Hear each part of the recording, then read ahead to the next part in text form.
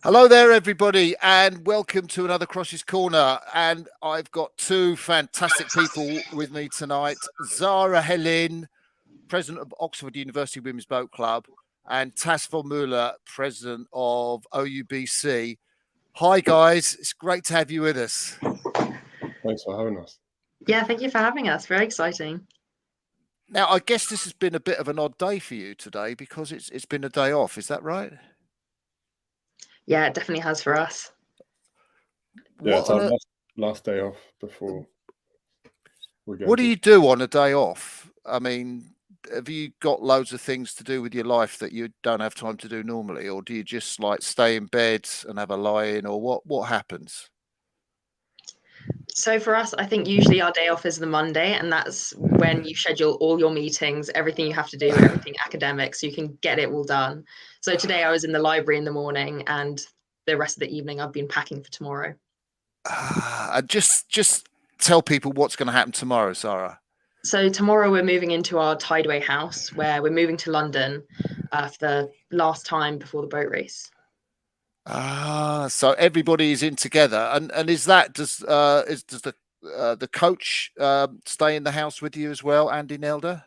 No, Andy gets his own private space. I think he's in a hotel somewhere. Oh, lucky Andy. And how about you, Tass? We had a lie-in today? I did, yeah. Our main priority now is recovering for the race. I think on a day off, we mainly try and switch off from rowing, kind of decompress, so we can come back for next week, kind of recharge a little bit. But we only move in on Monday, so we've got another day in Wallingford tomorrow, and then we go to the Tideway on Monday.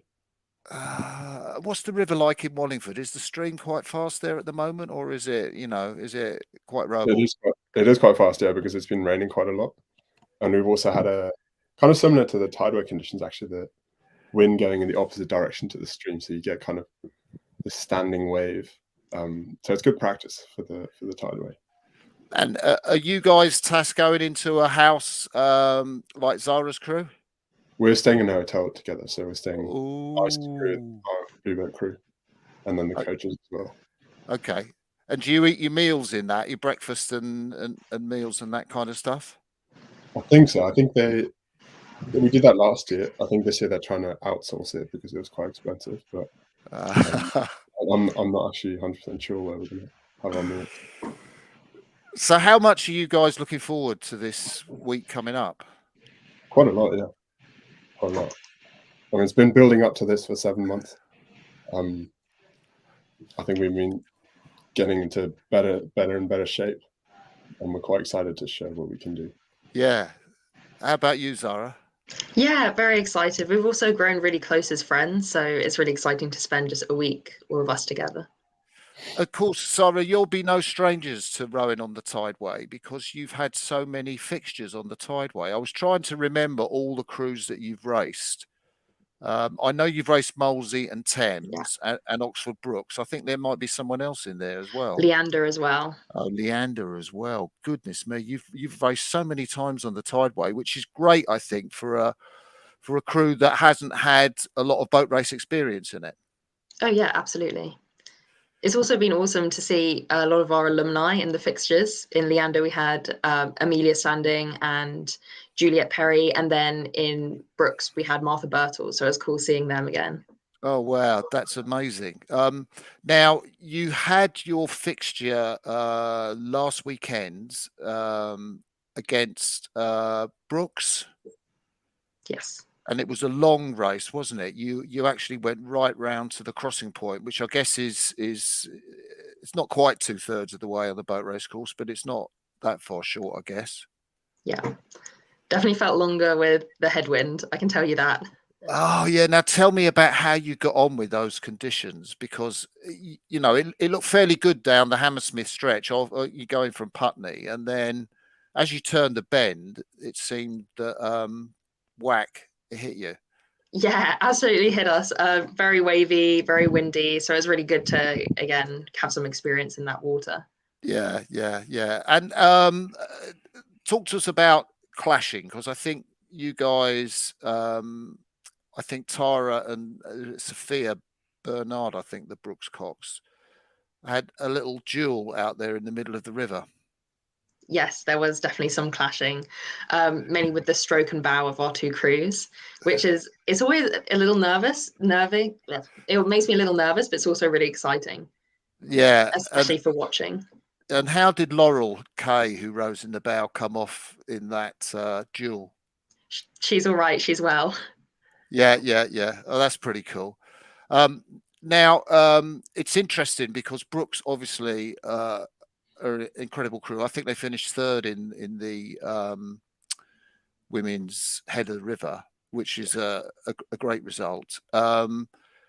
You were several lengths behind them, I think, by the time of the crossing. How did you read your race against them? I think it's really difficult to read anything into the fixtures because you can look at women's head, you can look at fixtures, and they can come up with different results. So we're not too worried about it. I mean, in the end of the day, we're racing Cambridge, not Brooks. Yeah. But I guess you must have taken quite a few learning points out of that fixture. Is there anything you can share with us tonight? Well, I think it was just good to try out the conditions and see what we can do, see how we can improve. Yeah. That's pretty good. So how are you in rough conditions, Sara? We're getting better. I can tell you that. We're practicing more, and which, again, these days, it's not difficult to find rough water. Yeah. Have you guys looked at the forecast for the boat race yet, or have you not bothered? I think last time I checked, it looked quite nice. Yeah. It was a bit sunny, but that can always change. Have you looked, Tass? I haven't looked, no. Okay. Will you take a peek this week, or do you leave that to Sean? I'll leave it to Sean. Yeah, I think that's wise. Now, you guys, Tass, you were in action last weekend as well, and you went up against one of Britain's top rowing club, Leander. How do you rate your performance against them? I think it was a good performance. I think our main goal was to sort of improve certain points we didn't quite achieve against Brooks, I think. So overall, we managed the rough conditions a bit better. You mentioned those just now. We didn't quite fall apart in those rough waters. And I think generally we kind of kept our cool, in the clashing. So yeah, overall a good performance, but I think there's still a lot we've been working on and improving on. Yeah. Because they were on your side. Did your blade hit anyone's, or was it further down the boat that got the bother? I think I was lucky not to hit anyone. Yeah, it was Bousey and 3C. I think got most of the clashing. They did really well though. Neither of them caught a crab, even though they were quite close. So. Yeah, I kind of felt sorry in a way for JP Dufour in the 6th seat, because I know how much he loves a good clash, and he was on the wrong side for it. Oh, really? You didn't mention it. But... No, I didn't mention that, but I know that he said in his interview he kind of likes the whole gladiatorial aspect of it and the clashes. Okay. I think one of the interesting things about your race, for sort of boat race watchers, is they kind of go, Cambridge lost to Leander by, I don't know, a length and 2.5 lengths or 3 lengths or something like that. Maybe it was a bit closer actually. But you beat them.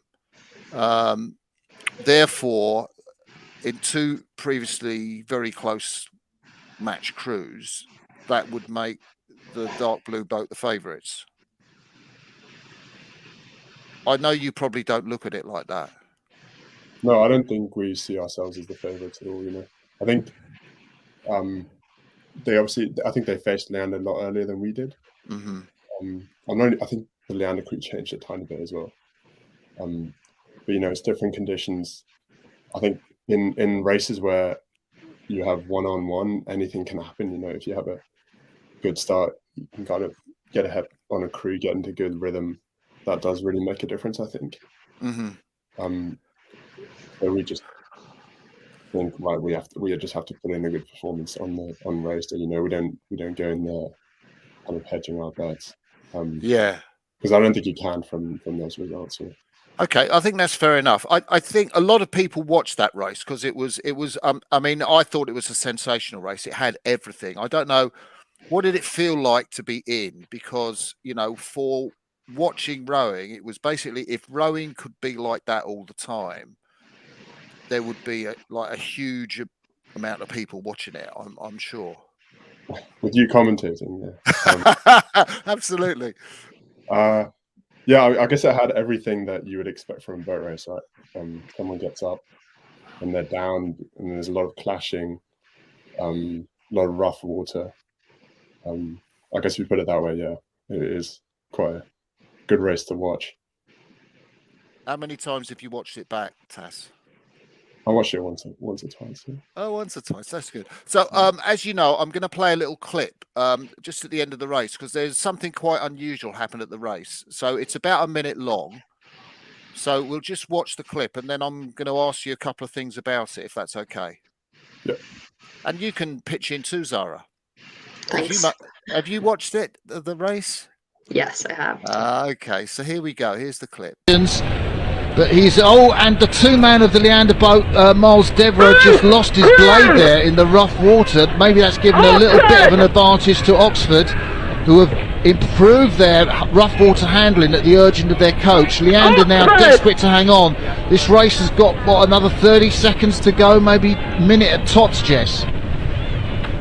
They're really laying down a marker here, and I'm, to be honest, I'm quite surprised by how they moved through that Leander crew there. One of the very best crews in the country. Some aggressive steering by both Coxers.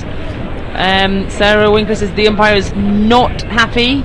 She's moved right across Anna O'Hanlon. What's she do? She said, "What do you do?" Did she say, "What are you doing to Oxford?" Can't believe what Anna O'Hanlon's. I've never seen such aggressivity. That is amazing. Watch out, Jasper Parrish from Cambridge. Here is your equal, perhaps on the boat race course. Look at that rough water as they come round towards Chiswick Steps. Maybe about another 30 seconds. That was the most aggressive move I've ever seen, I think. So, so what was going on through your head when Anna cut right in front of Leander? Were you going, you know, good old girl there, or what? Were you focused on your rowing and didn't notice, or what was going through your mind, Tass? Yeah, I mean, first of all, I'm facing the other way, so I don't have the same shot that you just had there. So I didn't really notice her not kind of taking the corner. I did see like Leander coming in, and I was like, "Ooh, I might get close." And then did say something to Anna. Yeah. I guess that was kind of a combination of maybe Anna should have taken the corner a bit early, but I think Jack was definitely going for the yeah. Yeah. What did you make of it, Sara? When you looked at it, were you like cheering rah rah for the Dark Blues? And Yeah, I think it's an interesting move, and it's good to do it in a fixture and give it a go. And I think Anna knows her stuff and is a really strong Cox, so it's awesome to see. Yeah. That's a good point. I think, I mean, all of our entire crew completely backs Anna. You know, I think she's extremely gritty and confident in that in steering the tideway. I think you commented on that as well, Marty, in the video. Yeah, she knows what she's doing. Yeah, it was obvious. I mean, I think again for the people watching the boat race, it's fascinating to look at the profiles of the two Coxes going up against each other. Your Cox, Anna O'Hanlon, and Cambridge's Cox, Jasper Parrish, because of course Jasper Parrish was quite aggressive with the Cambridge boat last year when he kind of did a similar move, but I think he had more clear water than Anna O'Hanlon had. What do you make of the matchup between the two Coxes, Tass? I mean, I don't know Jasper, only from the videos. I've never steered a tideway, so I guess kind of leave it up to them, you know. Again, I think we all back Anna. You know, she's got a lot of experience. She definitely is in control of the boat and what she's doing. So there's no reason for us to be anxious or anything. In that way. No, I can see she's obviously got very capable hands, but it's not something Sean Bowden would say, you know, you need another metre or two of clear water before you cut in like that, Anna, next time. Yeah, that I guess for the boat race, especially when getting disqualified is obviously has much bigger consequences than getting disqualified for a fixture. And I think she said afterwards she probably wouldn't do that in a boat race, but you know, it's good to practice. Yeah, well, it was certainly extraordinarily entertaining. I don't know what Sarah Winklis thought of it, but you know, she thought it was as entertaining as you know. There's a few comments here. Just going to put on screen. So Sam Daly, who I guess you might know, love a shout out. He really thinks you're one of the more technical rowers in the boat from all the fixtures. Actually, to be fair, I think you boys did look extremely relaxed. That bit coming round from the milepost to Harrods, where you were down on Leander, I thought you guys were really loose in the shoulders, really rowing well. Yeah, thanks, Sam. Yeah, it definitely felt quiet. We definitely had a good rhythm, you know. We kind of found it. No one was rowing individually. And I think that kind of helped us move back on Leander. So yeah. Yeah. So somebody's come up with this question, which we're not going to get an answer from, I suspect. The average 2K scores of the blue boats. I don't think you guys are about to reveal that this evening. It's hard to say. We don't really train for 2K. You know, we only train for longer distances. Yeah. So it's hard to say what average 2K is. So are you able to say, is anyone under 550, for example, for 2K? Not this year, no. Not this year, no. Okay. You'd ask me last year, probably. Yeah. And how about your ergos, Sara? Yeah, we haven't actually done a 2K this year, so I could not give an answer. Yeah, I think that's fair enough. And another comment from Julia, who thinks you're spot on form tonight. Brilliant. I'm not sure which Julia that is, but yes. So more from Julia. Women's average is sub-7. Again, I couldn't say because we haven't done one this year. Yeah. Okay. Well, she says projected scores. So let's move away from that and let's talk about you being presidents. What is the job of the president in this last week of the run up to the boat race? What sort of different things do you get up to as presidents? Sorry, you go first. I think this is just kind of keeping the team together, making sure everyone's feeling prepared and ready, and a lot of just organizing things because we have some things coming in. We've got food shops that get someone to organize, and we have visualization sessions and just usual prep work. Do you get much chance to do visualization during the season? We don't do so much during the season. It's more in Tideway week where we're all in the same house. Yeah. And I got from that, you guys are cooking for yourselves. Yeah, we are. I mean, we've got a couple parents coming in and making us a meal. But other than that, yeah, we're cooking for ourselves. And I guess that's as per usual, really, because you would just cook after you get back home from rowing or something. Yeah, pretty much. So we all know what we like to eat and what we can make. Yeah. So what do you think of the guys having meals out? Are you jealous? Well, it depends what the meals out are, isn't it? So I think we're all quite happy to make our own food and have mums come in because you always like a home cooked meal. Yeah. What were you going to say, Tass? No, I think we're also cooking. We all had to give our kind of food allergies and everything. Okay. So, Sara, one of the responsibilities I know of the president is the coin toss, and you are the challengers this year. Yes. So what thought have you given the coin toss as part of your duties? Nothing yet, to be honest. I mean, it's a 50-50, so I'll see what feels right in the moment. Oh, so you haven't got a plan as to what you're going to call? Not yet, no. And I'm going to ask this for both of you in terms of stations. I asked the two CUBC presidents the same question. So how much thought have you given to choice of station at this moment? I mean, for us, not much thought yet, because again, it can be a little weather dependent and just seeing how our crew goes. So not much yet. It's definitely another tie-break week task. Yeah, I can see that. But, you know, if, as you say, the weather looks quite nice, is there any way you're not going to choose Surrey? I'm not sure. I think probably Surrey is the most popular one in recent years, but I'm not sure. I'll talk to the crew and see what they want. Yeah. How about you, Tass? Have you given this any thought?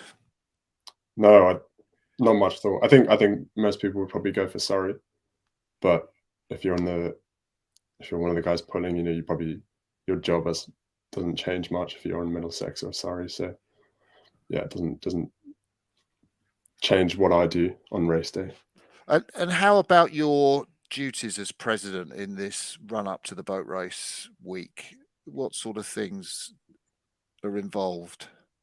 I guess similar to what Sara said, although, you know, I'm just one of 9 people in the boat. You know, like everyone will have an equal say. Everyone will contribute to the culture. So I guess my duties kind of, my responsibility to have become less in the forefront than maybe at the beginning of the season. You know, and we've got plenty of other people who, like, had 2 previous presidents who are now in the boat. So everyone's kind of leading in their own way, which is great to have. Takes away some of my duties. Yeah, you're very understated, actually, as a person. You know, you've got a really interesting way of kind of seeming fairly, you know, centered and relaxed, and things will happen. Yeah. No, I try to be one of the more calmer people in the boat, you know, but it doesn't always work. Yeah. Well, you certainly were in that fixture against Leander. Can you have imagined when you were learning to row on the Baldinize in Essen that you would one day be leading Oxford's in the boat race? No, absolutely not. No. It was always, I guess I started rowing there when I was 12. I don't know have you rowed there ever? Yeah, several times. What was the worst condition you've had? Oh, we broke. I think the 2-man caught a crab, and we broke the backstay because it was just like, you know, like that. Yeah, but we still won. It's a bit different to the tideway, but it's interesting. But no, I would have never thought I'd be in this position now. I've always kind of, ever since I started rowing when I was 12, a race, and kind of thought I'd love to be part of that, but I didn't think it would ever happen. So it's great to be. And when was the first time that the boat race entered your consciousness as an athlete? I must have been like 13, 14. Oh, right, that long ago. Yeah. But it was kind of like a very distant thought, you know. You'd think about it once or twice a year when the boat race would come around, and you kind of forget about it again. Yeah. Probably has been more on my mind, obviously, before coming here, like in recent years. So when I started at Princeton, actually Brendan Glidden came out to visit. Yes. From then on, it was kind of, oh, maybe I could try this, you know. Did he recruit you then? He did. Well, people here don't recruit per se like they do in the US. Yeah. They kind of set up the initial point of contact, you know. Yeah. And Sara, how about you with the boat race? What was the first time that you ever saw the boat race and it entered your consciousness? Well, it was definitely when I was a lot younger, maybe 2015-ish, when I watched it with my dad, but I never even considered it to be something that I would be taking a part of. So it was only really when I got to Oxford that I realized, oh, I could actually be in the boat race. And how long have you been waiting to get that blue? Well, this is my 3rd year with OUW, so I guess a few years. But I think that my first year I wasn't expecting anything, and then second year again I was just happy to be part of the team, and then this year I was happy to be a blue. Oh, that's amazing. So let's have a look at your crew, Sara. It's really interesting. You see the faces on the screen. I know BBC have done some interviews and we get a little bit of what those personalities are like. But you obviously, you're great friends and you know your crew like the back of your hand. So maybe you could run us through those personalities and what you like about them and what you see in them and what they bring to the boat. Yeah, well, I think a good way that we look at our crew is a bit like a family. So like at the stroke seat, we have Esther. She's the eldest. She's kind of the mother of the crew, making sure everyone's okay, brings a lot of experience. Then behind her at 7 seat, we have Sara, who's the youngest in the crew. And she's kind of more of the baby of the crew because she's 20, but she's still the youngest. So that's how we see her. But she's an incredible athlete. Then behind her, we have Claire. And I think Claire and Laurel, they're almost the grandmas of the crew. They're always like making baked goods and they're really good at baking and, again, looking after everyone.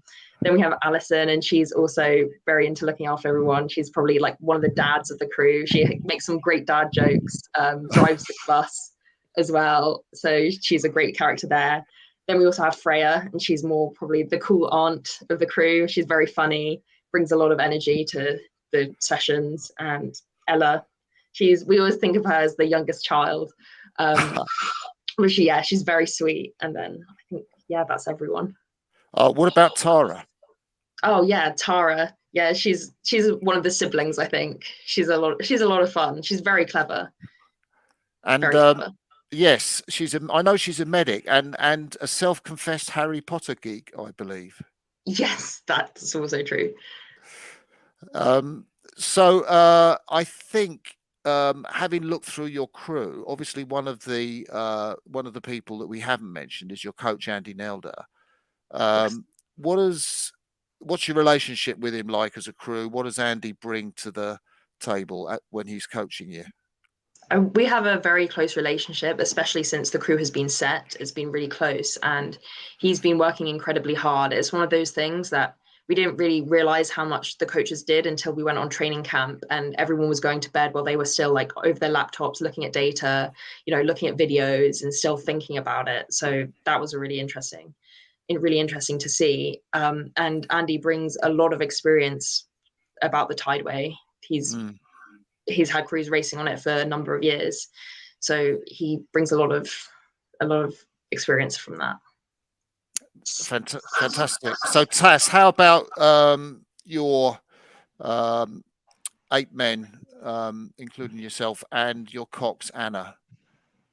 So if I kind of run through it in the bow, we've got the younger guys in the bow. So James, he's very energetic, very trains very hard, is always quite vocal as well. You can feel his presence. Tom at 2 is quite mature for his age. He's also quite young, so second year undergrad. But yeah, very reliable in the boat. Fred is kind of our big friendly giant. He's very tall, somewhat quiet, but he's always there, always pulls extremely hard.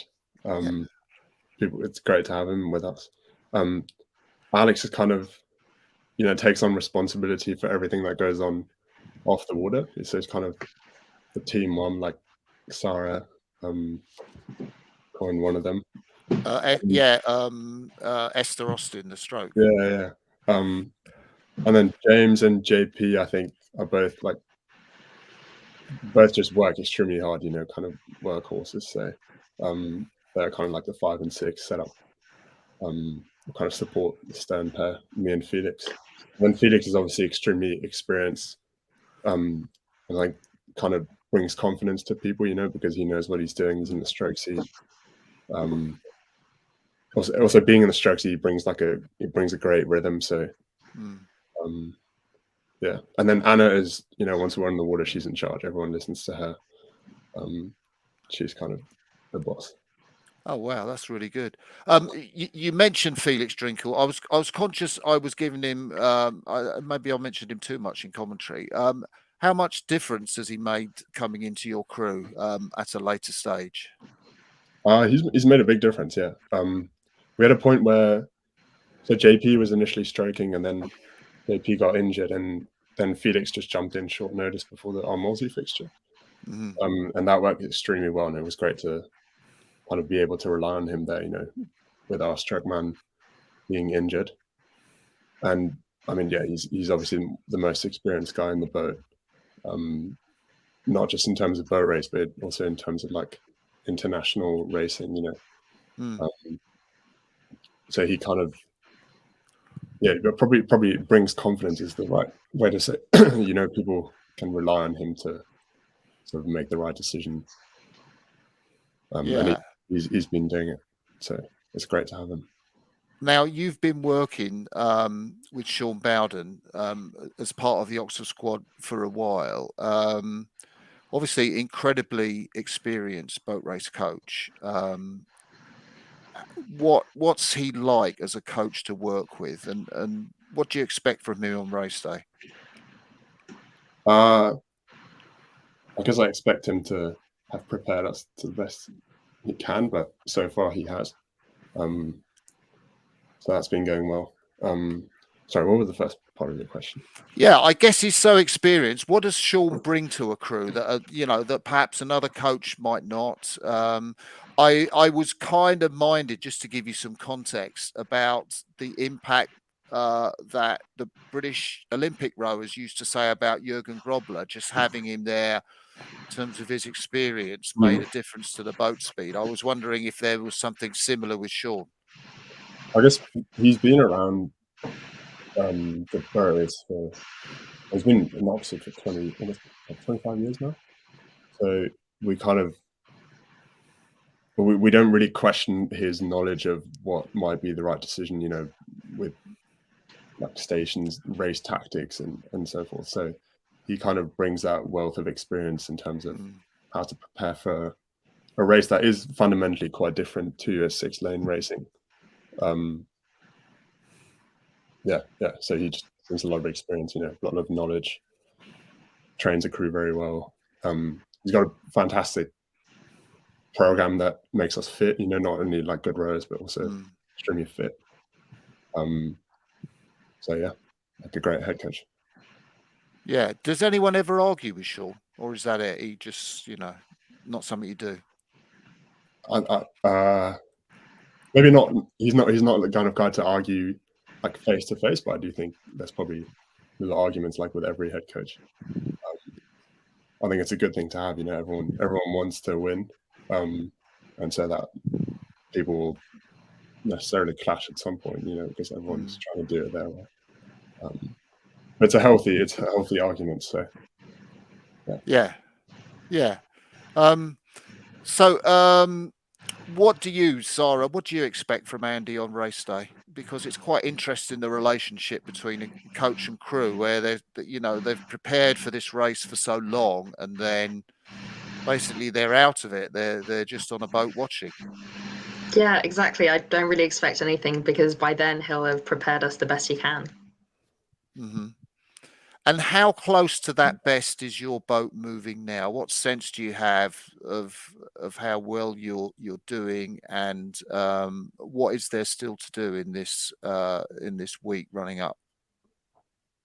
I think it's difficult to say. I mean, because we don't know much about the opposition, so who knows if we'll win or lose. But we have found a really solid rhythm that's given us a lot of confidence, and I think it's just practicing more tideway, more stake boat starts, more sort of boat race specific things in this last week. How are you on those starts? Have you practiced them yet? Yeah, we've started already. We had someone with an anchor in a boat and holding us with the weird flip catch, which is, it's good fun actually. Yeah. It's surprisingly difficult, but easy when you get the hang of it, I guess. Yeah. Yeah, the first time things were a little choppier, and then we quickly got into it because the stream is so strong that you have to put the blades the wrong way and then quickly turn them over after the umpire says go. For those who don't know. Now, when I talked to Andy Nelder the other week, I was kind of saying, you know, well, maybe there's not much between the crews and da da da, and he said, "Oh no, Cambridge are definitely favourites." He didn't say you were the underdogs, but I guess that might have been the implication. How do you view that comment?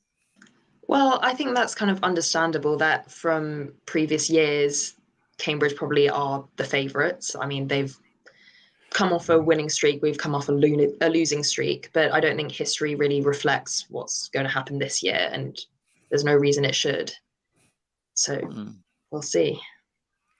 And it sounds like, I guess, that the importance for you and the race is for you to get into that great rhythm. Yes. And, you know, build on that in the middle of the course. And that's what's going to take you through. Yeah, pretty much. Makes it a lot easier. Yeah. How many times, Sara, have you dreamt about crossing the boat race finish line? I think it's something that I think about every now and then. It just pops into my head, not even quite dreaming about it, and thinking of all the different scenarios. Like, what if something happens in the middle of the race? What if there's a swimmer? What if there's a massive clash or a DQ? And yeah, I guess, again, we won't know until the race. How much planning do you do for the scenarios, different scenarios ahead of this week, or do you just leave that to crew discussions in the week before? Yeah, we mainly leave a lot of it to the week before. I think we go through some scenarios and fixtures for those, but then we have to discuss all the weird ones that we've already seen, like the swimmer and the blade breaking, and what happens then, what happens when there's a crowd, what happens if you're up, you're down, you're level, and that's something we discuss so we're really prepared when it happens. And I guess you must have watched a lot of boat races, like videos of past boat races. I mean, what stands out for you for the ones you've watched? Yeah, so we have our weekly crew dinners, and we've been watching a boat race on top of that all together, where everyone's like hearts are pounding a bit because you're really excited, even though it's already happened, so nothing's going to change. And yeah, it's just awesome to see how big it is. I think how exciting it is, because to me it's just a race, and lots of other people have their individual races, but I think it's interesting to see how buzzy it is and how many people watch. Yeah, I can't imagine rowing in front of a crowd as big as that. Absolutely sensational. Similar question to you, Tass. How about scenario planning, and what's your level of involvement in that, or is that something you just leave to Sean? I think we do go through a few scenarios, you know, in terms of which station you're on, kind of race tactics.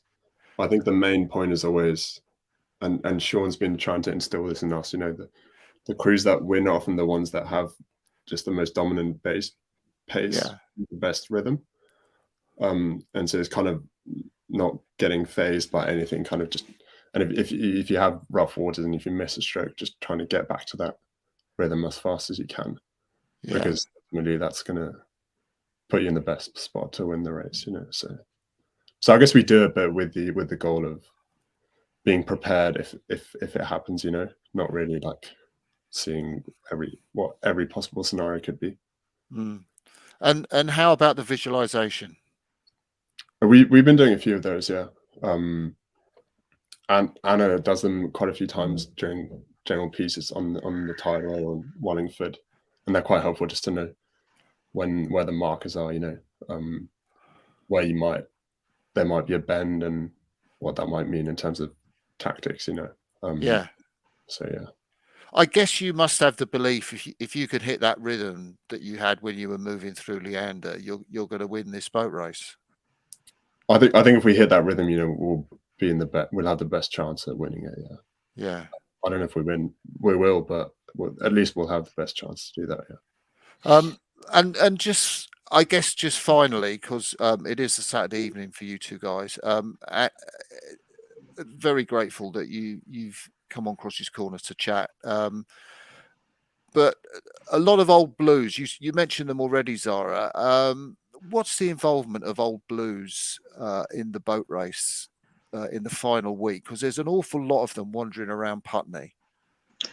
Yeah, so we have this tradition where you send a letter to the person who sat in your seat. So we all receive really nice letters with a lot of words of wisdom and advice. Then we also have talks with them. For example, we had Tina Chrisman come in to Wallingford a bit earlier and give us a little pep talk and some advice about her experiences, which was really cool. Oh, that's lovely. I love that. I love that letter idea. That is so brilliant. Fantastic idea. How about from your perspective, Tass? Yeah, I think a lot of them come in to get to. We had a dinner with a few alumni. They wanted to get to know the crew and also kind of hear how it's going, but also share their own stories. But a couple of them are just very active in the last week. Ollie Cook's been down for a lot of the fixtures. He's really involved, and they just come down, try and support the guys. And it's great to see how many people are still involved and care about this, because you don't often notice it when you're on erging at 7 a.m. in the morning in Iffley, or when you go to Wallingford every day. But there are so many alumni, so it's great to see. Yeah. And just to close, how important is it to both of you that you are going to be blues, and to say that for the rest of your life, I have a blue? Well, for me, the job's not done yet. Hopefully I'll be able to say I'll be a successful blue, but yeah, that's the part that matters to me. Yeah, I can see that. That's a pretty good answer, Tass. And how about you, Sara? Yeah, I guess probably same. I can't really say yet, and hopefully get the blue and make it successful. Brilliant. Well, we've had quite a few people watching. Simon Jeffries, who is a former Olympic cox, says a big thank you. And the days of jousting, because Simon used to cox at University of London Boat Club, and that was when there were wooden blades, and the University of London launch used to take out about 4 blades, because you'd have to change them over between fixtures because they'd just splinter and break. No such problems with carbon fibre oars these days. But Sara and Tass, it's been wonderful talking to you and sharing this time so close to the boat race. I hope you get through the next week, and I hope the racing brings you everything that you want for. Thank you. Thank you very much. But we'll end the live part of this broadcast now. Bye, everybody. Bye.